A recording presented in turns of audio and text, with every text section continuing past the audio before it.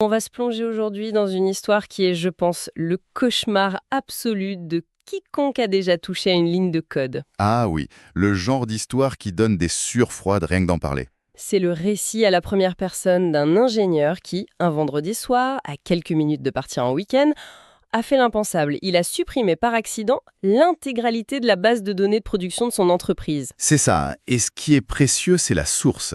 C'est un unique article de blog, mais d'une honnêteté brutale. On n'est pas dans un cas d'école théorique. Non, pas du tout.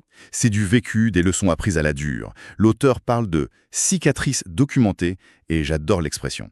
C'est une plongée dans ce qui se passe vraiment quand tout s'écroule. Alors, posons le décor. On est vendredi, il est 16h57, notre ingénieur, il est à 3 minutes de fermer son ordinateur. Le moment fatidique. Et là, son manager lui envoie un message. Juste une petite correction rapide, nettoyer des données en double dans la base de test, ce qu'on appelle l'environnement de staging. Le genre de tâche qu'on fait en pilote automatique avant de déconnecter. Le piège parfait. Exactement. C'est le cocktail classique de la catastrophe, quoi. La fatigue de fin de semaine, la pression de vouloir finir vite et une tâche perçue comme routinière. Qui endort complètement la méfiance. Et c'est là que ça dérape. Il a 2 fenêtres de terminal ouvertes sur son écran, côte à côte. D'accord? Une pour le test, l'autre pour la production. Dans la précipitation, il tape la commande fatale, drop database, Oh là là. et il appuie sur Entrée. Dans la mauvaise fenêtre, j'imagine. Dans la mauvaise fenêtre, évidemment. L'article décrit 3 secondes de silence total. Puis, une vague de froid glacial. Ça a dû être la plus longue seconde de sa vie. C'est le clic de la mort. Je pense que tout ingénieur a fait, ou en tout cas a frôlé, cette erreur un jour. Carrément. Ce qui est fascinant ici, c'est pas tant l'erreur elle-même, qui est presque banale, mais c'est tout ce qui se passe dans les minutes qui suivent. C'est là que se joue l'avenir de la boîte. Et de sa carrière, hein, oui. Le chaos est immédiat. Il raconte qu'il y a eu 8 secondes de déni, puis son application de messagerie, Slack, explose littéralement. J'imagine. Le canal des incidents s'affole, base de données hors service, celui des ventes impossible de conclure des contrats, le support est submergé. En quelques secondes, l'entreprise est à l'arrêt complet. Complètement. Et là, sa première réaction est incroyable. Avant même de chercher une solution, il va sur le canal public de l'entreprise et il écrit « Base de données de production supprimée par accident, c'est moi, récupération en cours ». C'est courageux. Mais qui fait ça? On s'attendrait plutôt à ce qu'il essaye de réparer en silence, non? C'est totalement contre-intuitif, et pourtant, c'est la meilleure chose à faire. Dans ces moments-là, l'incertitude est pire que la mauvaise nouvelle. Ah oui, c'est vrai. Imagine le scénario inverse. Le site est en panne, personne ne sait pourquoi, les rumeurs commencent. C'est une cyberattaque, une panne matérielle. Son message, aussi terrible soit-il, a stoppé net la machine à panique. Il a transformé le chaos en problème identifié. Exactement. En une phrase, il a dit « C'est une erreur humaine, elle est identifiée et on travaille dessus ». C'est le b.a.-ba de la gestion de crise, en fait. C'est une leçon en soi.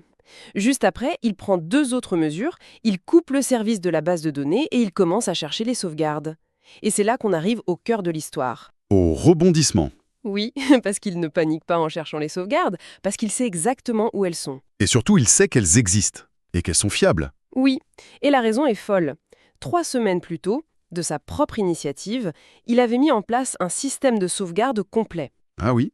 Et le détail qui tue, il l'a fait sur son temps personnel et contre l'avis de son manager qui lui avait dit que l'entreprise était trop petite pour ça. Attends, c'est de l'insubordination ou c'est de la prévoyance de génie, ça? C'est une excellente question. Ça en dit long sur la culture d'une boîte. D'un côté, oui, c'est un employé qui outrepasse une décision. Mais de l'autre, c'est un ingénieur qui voit un risque critique et qui le couvre. Même sans autorisation. Après coup, c'est facile de dire que c'est un héros. Mais avant, le manager, lui, il a 100 priorités, un budget limité. La question pour lui n'était pas « est-ce que 47 $ c'est cher ?», mais « est-ce que c'est ma priorité aujourd'hui ?» Et la crise a donné une réponse brutale à cette question.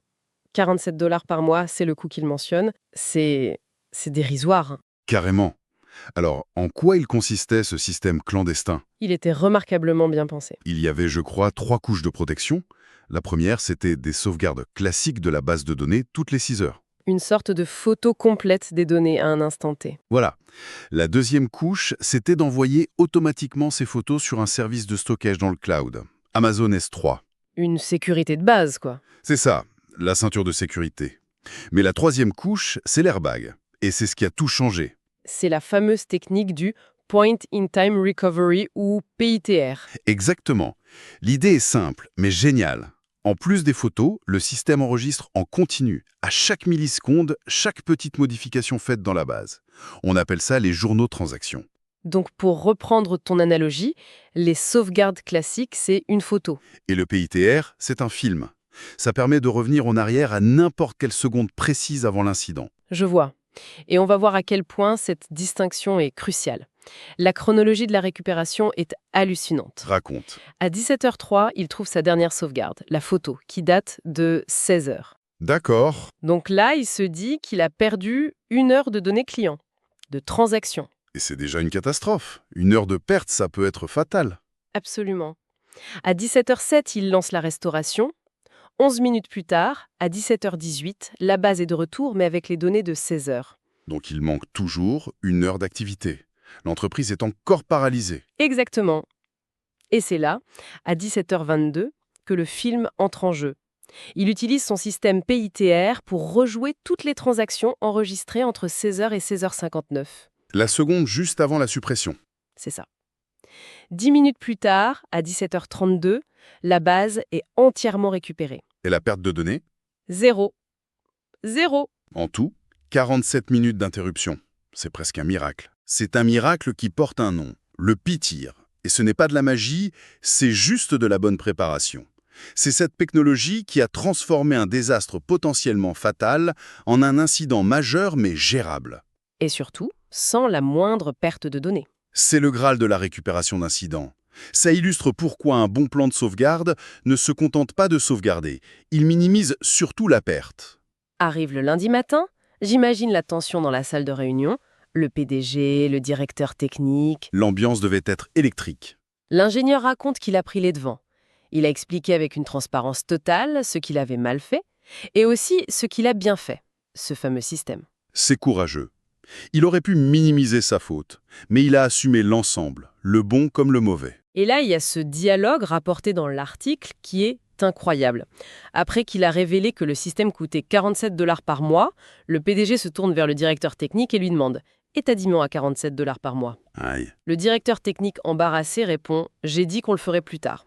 Et la réplique du PDG est cinglante. « Plus tard vient de nous coûter 47 minutes d'indisponibilité et a failli nous coûter notre entreprise. » C'est un moment de vérité brutale. La crise a agi comme un révélateur. Soudainement, les 47 $ ne sont plus une dépense, mais l'assurance la moins chère du monde. C'est exactement ça. Le verdict tombe ensuite. Il n'est pas licencié, Heureusement pour lui. il perd son bonus trimestriel, quand même 8 000 $, et, de manière assez ironique, il est nommé responsable de la fiabilité des bases de données pour les 6 prochains mois. C'est une décision managériale très intelligente. Une punition qui est aussi une promotion en quelque sorte. Bah oui, ils ne punissent pas l'erreur et ils sanctionnent la négligence, mais surtout ils capitalisent sur l'expérience. Ils lui disent « Tu as commis l'erreur, tu as trouvé la solution, maintenant assure-toi que personne ne puisse plus jamais la refaire. » Il transforme un passif en un actif. Et il a pris ce rôle très au sérieux apparemment. Il a ensuite bâti un système vraiment robuste. Oui. Et il a formalisé les choses avec des objectifs clairs. Il parle de 2 indicateurs clés, le RPO et le RTO. Tu peux nous expliquer rapidement? Bien sûr. Le RPO, Recovery Point Objective, c'est la perte de données maximale que l'entreprise accepte. Il l'a fixé à moins de 5 minutes. D'accord. C'est le temps maximal pour tout remettre en marche. Il l'a fixé à moins 30 minutes. Fixer ses objectifs, c'est une promesse faite au business. C'est beaucoup plus clair. Quoi d'autre? Le point le plus important, peut-être, des tests de restauration automatisés chaque semaine. Ah, ça c'est crucial. Absolument. Parce qu'une sauvegarde qui n'a jamais été testée, ce n'est pas une garantie. C'est une prière. C'est un fichier dont on espère qu'il fonctionnera. En testant, on transforme l'espoir en certitude. Et ce que je trouve aussi fascinant, c'est qu'au-delà de la technique, il a changé ses propres habitudes de travail pour se protéger de lui-même. C'est fondamental, ça. Il parle de la règle des couleurs. Son terminal a un fond d'écran différent pour chaque environnement. Un vert apaisant pour le test et un rouge vif pour la production. C'est une excellente pratique. Ça joue sur les réflexes. C'est comme les boutons d'arrêt d'urgence qui sont toujours gros et rouges. Il y a aussi la règle de la lecture à haute voix. Avant de taper une commande destructrice, il doit la verbaliser. Ça force une microseconde de réflexion supplémentaire qui peut tout changer. Et enfin, le verrouillage du vendredi. Plus aucune modification en production après 15 heures le vendredi. On en revient au principe fondamental. Il ne s'agit pas d'être parfait. C'est impossible. Il s'agit de concevoir des systèmes et des processus pour l'inévitabilité de l'erreur humaine. des garde-fous. Qui nous protège de notre propre fatigue. Exactement. L'auteur le rappelle, même les géants de la tech ne sont pas à l'abri. En 2017, GitLab, une énorme plateforme, a connu une panne majeure. À cause d'une suppression accidentelle, la même année, une partie immense d'Internet a été paralysée parce qu'un ingénieur chez Amazon a fait une simple faute de frappe. L'erreur est une constante. La seule variable, c'est notre préparation. Pour résumer, on a donc l'histoire d'un quasi-désastre, d'une carrière sauvée in extremis par une initiative personnelle qui allait à l'encontre des priorités officielles. Et la survie de toute une entreprise qui s'est jouée sur une décision qui coûtait 47 $ par mois. C'est fou quand on y pense. C'est ça. Et l'auteur conclut avec une réflexion qui dépasse largement la tech. Il dit que la morale de l'histoire, ce n'est pas « soyez plus prudents », parce qu'on fera tous des erreurs. La vraie morale, c'est « bâtissez des systèmes qui vous protègent de vos propres erreurs ». J'aime beaucoup cette idée. Et ça amène à une question que chacun peut se poser, peu importe son métier. Quel est notre système de sauvegarde à 47 $ personnel? Quelle est cette petite mesure de précaution, cette procédure simple, cette double vérification qu'on repousse toujours à plus tard, mais qui pourrait un jour nous sauver d'une erreur aux conséquences désastreuses?